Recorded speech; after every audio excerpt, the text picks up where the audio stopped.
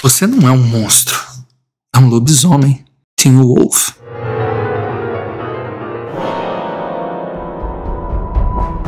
Os olhos que enxergam um mundo sombrio por trás da fresta de uma porta podem se traumatizar com o que ele verá, ou podem se fascinar pelos mistérios escondidos no oculto da noite.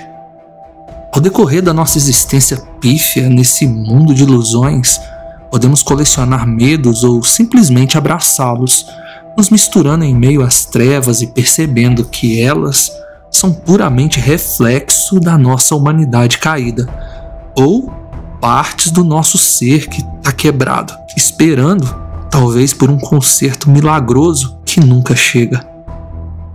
Hoje, no Ordinário Macabro, você irá conhecer 3 relatos de lobisomens bem peculiares, onde 3 inscritos aprenderam a conviver com o aparente mal que habitava de forma bem próxima. Pedimos o seu like e inscrição no canal. Coloque seus fones de ouvidos e tire suas próprias conclusões. Ele era o caseiro do meu sítio, relatado por Ricardo. Olá, eu sou o Ricardo Maciel, moro no estado de Tocantins e trabalho com agronegócios e tenho hoje 60 anos. Na época do acontecimento eu era mais novo, com 39 anos. Eu nasci e cresci no campo, então estar ligado com a natureza de alguma forma é praticamente uma necessidade para que eu consiga manter a minha sanidade mental. Hoje eu sou casado, pai de jovens incríveis. Eu e minha família convivemos de perto por muitos anos com um cara que eu realmente acredito que ele fosse um lobisomem. Mas essa informação de um ser humano conhecido ser também uma criatura que não conseguimos explicar ao certo do que se trata, isso eu guardei apenas comigo. Afinal, quem acreditaria, não é mesmo? Apesar da minha idade, eu escuto e assisto muito conteúdo do YouTube e um dos vídeos desse canal apareceu como recomendado para mim. Isso foi muito bom porque eu, enfim, poderei compartilhar o que vivi. No início dos anos 2000, eu comprei o meu sítio. Na verdade, na época, era apenas um terreno na área rural da cidade em que eu vivo. Com a partida dos meus pais, eu e minhas irmãs vendemos a fazenda que crescemos porque nós não conseguiríamos administrar aquelas terras. Nossas vidas estavam todas imersas na cidade e não conseguiríamos dar conta de manter nossos empregos e ainda cuidar da fazenda, funcionários, do gado e tal. Por um lado foi bom, pois um pequeno sítio fácil de cuidar era tudo o que eu precisava naquele momento. Eu tinha acabado de passar por uma crise emocional e precisava de um refúgio para vivenciar minhas raízes, nos finais de semana pelo menos. Comprei o terreno e, como estava com um bom dinheiro devido à venda da fazenda, contratei logo uma construtora para levantar a infraestrutura do local. Projetamos uma entrada linda com o nome Recanto da Família Maciel em letras de latão fosco que contornavam um alto portal bem na entrada. Fizemos uma casa no início da entrada que ligava com a clareira do terreno. Essa casa seria para o caseiro morar de forma digna. E bem ao centro daquela terra, uma outra casa com a piscina e área de churrasco ao fundo, acompanhados de um banheiro e um quartinho para guardar equipamentos de jardinagem e limpeza. Muitas árvores frutíferas foram plantadas e uma extensa horta com galinheiro também compunha a estética do lugar. Era tudo o que eu queria. Era um lugar maravilhoso para relaxar. Eu comecei a procurar por um caseiro, alguém de boa saúde que desse conta de manter todo o jardim e grama cuidados e também zelar pela limpeza do lugar, né? Coloquei um anúncio no quadro de avisos da empresa que eu trabalho e no quadro de avisos do prédio em que eu moro. Eu comentei com os amigos da academia e deixei outro anúncio no quadro de avisos da academia também, além de ter colocado por 2 semanas o anúncio num site de um repórter que cobre as notícias aqui da nossa cidade. Em poucos dias os candidatos foram aparecendo e foi aí que eu conheci o Ulisses. Um senhor que aparentava ter aí uns 55 anos. Ele não teve filhos nem esposa, era um cara sozinho. Ulisses alegava que sempre ganhou a vida como caseiro e seu último emprego tinha sido para um homem bem conhecido da cidade e que eu podia pegar referências com aquela família então. Ele tinha saído desse emprego porque o tal homem tinha falecido há poucos meses e depois do inventário a família vendeu todos os bens para partilha. É claro, eu fui atrás das referências e elas foram realmente muito boas. A única coisa que me falaram é que de vez em quando o Ulisses passavam as noites fora para ir no culto lá da religião que ele frequenta. Eles não sabiam bem o que era, mas pelo fato de Ulisses trabalhar para eles por quase 20 anos, eles perceberam que toda lua cheia o cara pedia folga. Ao questioná-lo, ele falou que era quando os homens do culto em que ele fazia parte se reuniam. Eu nunca fui um cara preconceituoso, sabe? Confirmei isso com o próprio Ulisses e ele disse que realmente precisaria dessas folgas. Eu aceitei e contratei. O meu sítio já estava pronto. Ulisses se mudou e uma semana depois eu fui até lá conferir o trabalho dele.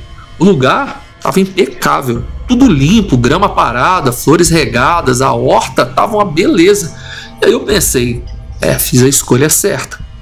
Quando procurei pelo Ulisses, ele estava lá nos fundos, acertando uma parte do barranco que, segundo ele, a construtora deixou mal feito. Ele estava fazendo aquilo com a enxada, e o vigor daquele senhor era impressionante. O dia estava muito quente e o Ulisses demorava para se cansar. Um serviço que talvez eu ia demorar o dia inteiro para fazer.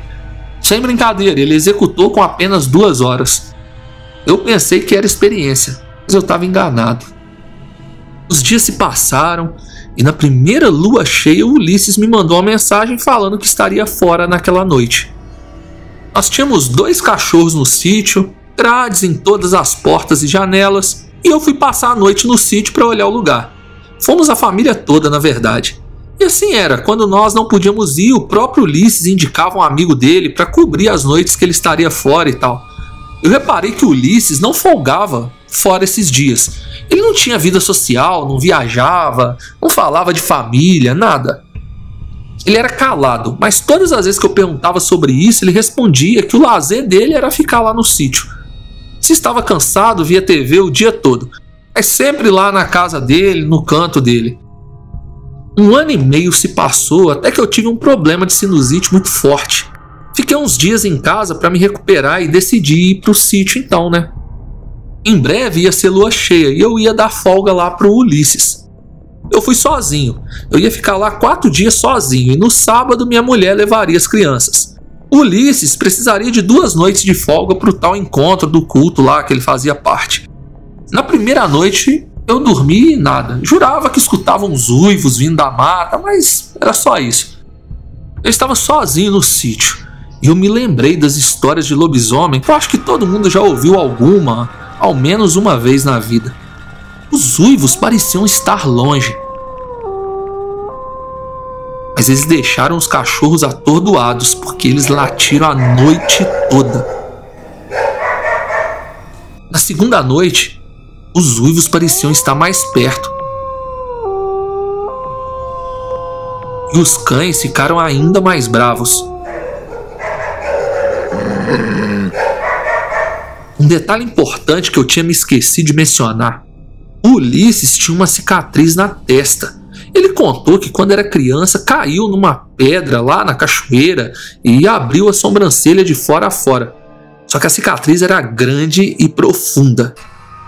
Voltando à segunda noite, os uivos aumentaram ainda mais. E um dos cachorros que antes estava muito bravo começou a chorar e a bater na porta, tentando entrar na casa. Só que o outro continuava latindo muito. Eu fiquei com pena e eu abri a porta. Quando eu fiz isso, o cachorro que estava chorando entrou correndo e o outro pulou a cerca e foi para o meio do mato. Apesar de serem cães de guarda, eu e minha família gostávamos muito deles. Eu peguei um facão que deixava atrás da porta, uma lanterna e fui atrás do cachorro que tinha fugido. Eu andei uns 10 minutos no mato chamando pelo nome dele e comecei a perceber que os uivos tinham parado.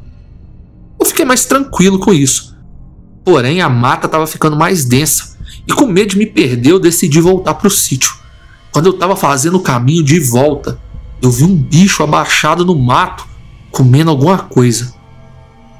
Eu estava com a lanterna e não ouvi nenhum barulho antes de ver aquilo, né? Então a minha lanterna pegou bem em cima da criatura.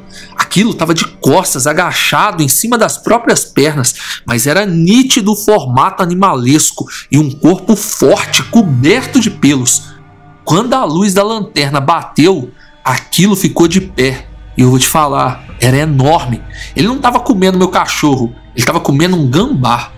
O monstro olhou para mim e eu vi com clareza que se tratava de um lobisomem, mais alto do que eu e com a boca toda suja de sangue. O cheiro de animal silvestre era muito forte, me dava até enjoo. O bicho olhou meio que surpreso para mim e eu não pude deixar de notar a cicatriz enorme na testa dele. Naquele momento eu não liguei os pontos não, sabe? O choque foi demais para eu processar. O meu cachorro desaparecido é um Rottweiler e deveria estar por ali só esperando o momento certo, pois ele surgiu do nada e pulou bem no braço do bicho, cravando os dentes nele.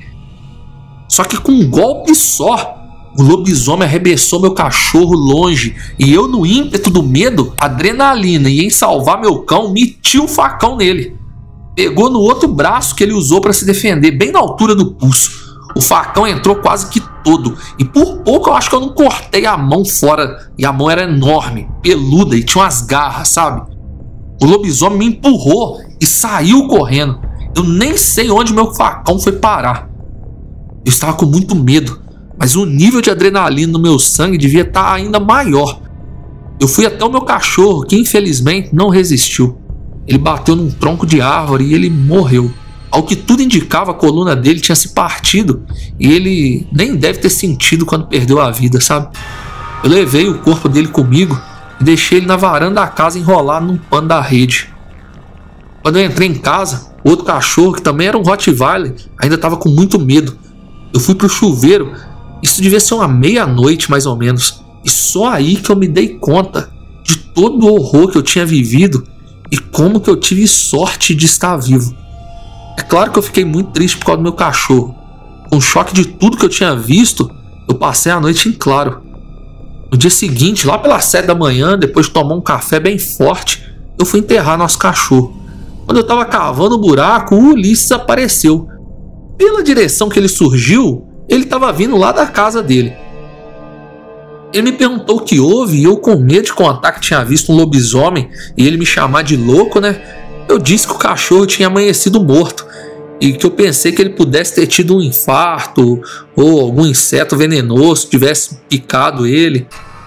O Ulisses lamentou e falou que ia olhar aos arredores para ver se não tinha nenhuma cobra ou alguma coisa assim, né, que pudesse ter pego o cão. Só que antes ele pegou a outra enxada para me ajudar a cavar, né, a cova do cachorro. Quando o Ulisses começou a cavar, ele estava na minha frente e eu vi que próximo ao pulso dele tinha uma cicatriz enorme. E essa cicatriz não estava lá 2 dias atrás. Nesse momento a minha mente parecia um computador fazendo download de um quebra-cabeça. A cicatriz na testa do lobisomem era igual à cicatriz na testa do Ulisses. A cicatriz no punho dele era exatamente no mesmo lugar que o meu facão tinha pegado na criatura algumas horas antes. Só que já estava totalmente cicatrizado, como se fosse um ferimento antigo. O tal culto em noite de lua cheia, na verdade, na minha cabeça era só uma desculpa para ele ficar emaranhado no meio do mato. Eu dei um pulo para trás e olhei assustado para ele, e eu não conseguia me conter, dava para ver que eu estava tremendo. Ele me olhou com toda a calma de um senhor de 55 anos e disse: "Desculpa pelo cachorro, eu nunca atacaria ele nem ninguém para fazer mal nenhum. Foi por reflexo. Se quiser me demitir, eu vou entender." Eu larguei a enxada, deixei ele lá cavando sozinho. Tive outro momento de estado de choque. Ele era um bom homem, ele era um bom funcionário, mas ele também era um lobisomem. Eu não fiz nada. Nunca mais toquei no assunto com ele ou com qualquer outra pessoa. Em noite de lua cheia, nem eu e nem minha família a gente vai ao sítio. Eu sempre arrumo uma desculpa. Já precisei até marcar viagem de fim de ano para não ficarmos no campo em lua cheia. Ulisses trabalhou conosco por mais 7 anos, mas me chamou para uma conversa um dia para comunicar que agora ele compraria o próprio sítio e iria embora. Nunca mais tive contato com ele. Ulisses era um bom homem, mas eu aprendi que em noite de lua cheia o melhor lugar é a cidade, de preferência dentro de casa. Ele nos observou durante a noite, relatado por Rebeca. Meu nome é Rebeca e há 16 anos moro em Montana, nos Estados Unidos. Eu sou de São Paulo e conheci meu marido, que é americano, em um congresso em Nova York sobre arquitetura. Eu era secretária de Relações Exteriores de uma importante multinacional de São Paulo e fazia muitas viagens como essa. Pouco tempo depois de iniciarmos um namoro, nos casamos e eu vivo aqui desde então. A região de Montana é um verdadeiro paraíso para os olhos. Durante o inverno, a neve refaz os relevos e cobre as árvores, mas nas outras estações a paisagem é realmente de tirar o fôlego. Temos alguns parques de vida selvagens com áreas de camping e trilhas famosas aqui no estado. Fora desses parques, possuem outras trilhas, que muitos usam para ter um contato maior ainda com a natureza. Quando eu cheguei aqui, o meu marido já tinha o hábito de acampar e fazer trilhas, e eu logo incorporei esse costume. Na primavera de 2017, eu e meu marido fomos acampar em um local belíssimo, o meu preferido de todos, os que eu já tinha ido e tido oportunidade, aquele era o melhor sem sombras de dúvida. A vista do local onde montamos nossa barraca de acampamento dava de frente a uma cachoeira e o barulho constante da queda de água era muito relaxante. O plano era ficar por 3 dias. Na primeira noite, tudo tranquilo. Tivemos uma noite de sono embalada pelo barulho da queda de água da cachoeira. Na segunda noite, depois de jantarmos, estávamos assando marshmallow e percebemos uma silhueta muito grande atrás da queda de água. Montana pode ter lobos, mas não naquela região que nós estávamos. Eu sempre fui muito cautelosa com isso e me assustei muito quando percebi que aquela silhueta era de um lobo. Mas ele não estava sobre as 4 patas, ele estava em pé. Meu marido pegou sua arma e nós ficamos sentados atrás da fogueira, observando se seria necessário agir ou se o melhor a se fazer era esperar. Foi quando aquela silhueta que estava atrás da queda de água veio para frente e saiu de dentro da cachoeira, um lobisomem grande e ao primeiro momento muito assustador. O meu marido apontou a arma, mas ele tremia muito. Eu nunca tinha visto ele assustado como aquela noite. A criatura estava ali, de pé, sobre a rocha molhada, agora com a queda da água atrás dela, e ela estava nos observando calmamente. Foi aí que nós reparamos o quão bonito ele era, ou melhor, ela, pois no seu peito haviam formatos semelhantes a seios das mulheres, só que estava coberto de pelos. Os olhos eram de um amarelo profundo que brilhavam na noite. Apesar do lobisomem ser grande, peludo e possuir garras nas mãos, os traços do rosto e até mesmo o focinho estendido eram de alguma forma delicados, sabe? É difícil de explicar. Mas quando você já não está mais sob o efeito do medo e começa a olhar, é muito bonito de se ver. É belo de uma maneira selvagem, sabe? Não demorou muito e ela se virou entrando novamente na queda d'água e sumiu. Foi uma experiência incrível, apesar de perigosa, eu sei. Nós desmontamos o acampamento naquela mesma hora e fomos embora. Não voltamos lá desde então, pois achamos melhor não contar com a sorte mais de uma vez, né? Eu sonhava com ele até que realmente o encontrei. Relatado por Adolfo. Boa noite, meu nome é Adolfo, sou professor e moro em um grande centro. O que eu vou relatar aconteceu há poucos meses, em abril desse ano de 2023. Desde que eu tenho uns 15 anos, eu sempre gostei de assuntos sobrenaturais, principalmente que envolvessem lobisomens. E eu sempre tive um sonho recorrente, que acreditava que se repetia porque eu lia muito a respeito dessas coisas e via muitos filmes. No sonho, eu estava dirigindo, mas minhas mãos não eram de um garoto de 15 anos, eu já era um adulto. Eu entrava em uma estrada onde tinha acabado de acontecer um acidente de carro bem na curva e eu bati o meu carro com tudo na traseira daquele carro que já estava acidentado. Muito ferido, mas ainda consciente, eu via um lobisomem que estava todo machucado correndo da estrada para o mato ao lado. Aí eu acordava. Esse sonho se repetiu por anos, até que em abril ele se tornou real. Como já disse, eu moro em um grande centro. Minha mãe mora a 1 hora da minha cidade, em um local menor. Eu sou filho único e no dia 13 de abril eu recebi a ligação da minha tia, logo no fim da tarde, dizendo que a minha mãe tinha se sentido mal e estava no hospital. Tudo indicava que ela tinha tido um derrame. Eu nem preciso dizer que entrei no meu carro e dirigi igual um maluco para chegar na cidade onde minha mãe estava, né?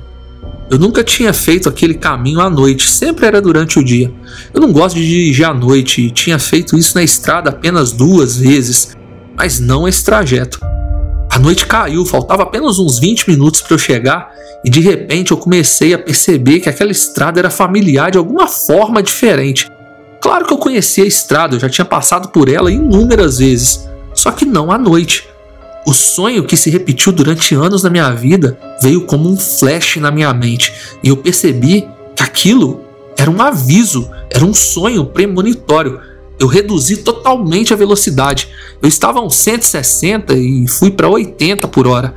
Eu sabia que logo após a curva ia ter um carro que tinha acabado de atropelar um lobisomem.